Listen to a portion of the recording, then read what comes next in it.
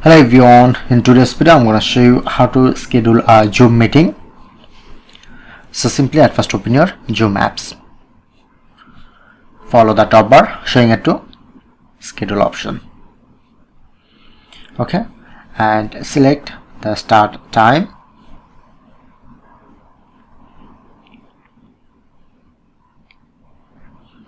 Set up the time.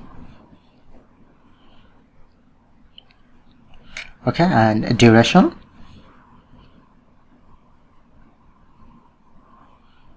Customize your own time zone. Repeat to every day and customize your own. Make sure to turn on. If you want to set up passcode,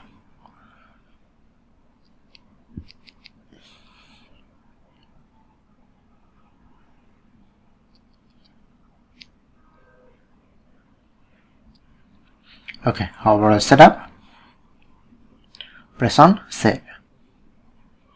Okay, then you get this link. Press on right mark. Okay, and open this.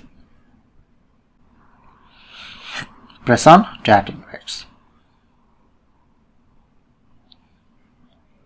Just copy this clipboard. That's been copy link and I'm paste here.